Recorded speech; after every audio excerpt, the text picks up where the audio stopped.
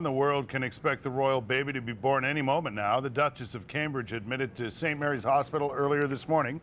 While royal buzz is reaching its peak, the talk about the future heir to the throne began long before Will and Kate announced they were expecting. Here's CTV's Ben O'Hara-Byrne. For a future king, the question of when and with who he would start a family of his own was always a source of much interest. So as soon as William's engagement to Kate Middleton was announced, the questions about kids began. I think we'll take it one step at a time. We'll sort of get over the marriage thing first and then maybe look at the kids. But obviously, you know, we want a family, so you know, we'll have to start thinking about that. And once they had said their vows, when a new royal might be on the way became the subject of daily speculation. But while Diana had William less than a year after her wedding, he and Kate seemed to be in no hurry. She was given time to step into her new role, to adapt to being one of the most watched women in the world. You really do see the look of love, and you see Prince William is very keen to protect Catherine, and you often see him guiding her around with the protective arm. Still, nothing could have prepared the couple for how her pregnancy would be made public, announced early and suddenly, as Kate was admitted to hospital with acute morning sickness. She's not had the royal training from birth. She's not used to that. I think she's done a very quick learning curve, and I think she sort of seems to handle it very well. But I think for a new mother, any new mother, that must be daunting. Still, as the months went by, the couple kept up their public duties. Kate found a way to cope with all the attention, together enjoying the magic of a first child on its way. Even staying in the spotlight right up until mid-June, when Kate retreated for what would be the final phase of her pregnancy. Just this huge injection of glamour into the family, obviously with the Duchess of Cambridge, and then the babies make the story all the more exciting. And soon after she gives birth, an announcement will be posted at the gates of Buckingham Palace, marking a new chapter in royal history and in the lives of William and Kate. Ben O'Hara-Byrne, CTV News, London. The cleanup continues in Petawawa this morning after a series of thunderstorms hit the Ottawa Valley on Friday. Environment Canada says a microburst likely struck the Petawawa area, uprooting trees and ripping a long section of a roof off a mall.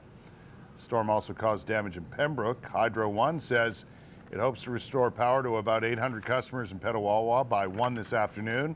In Quebec, crews are still working to restore power to homes in the Outaouais. Residents in Carlsbad Springs are being urged to continue boiling their tap water this morning.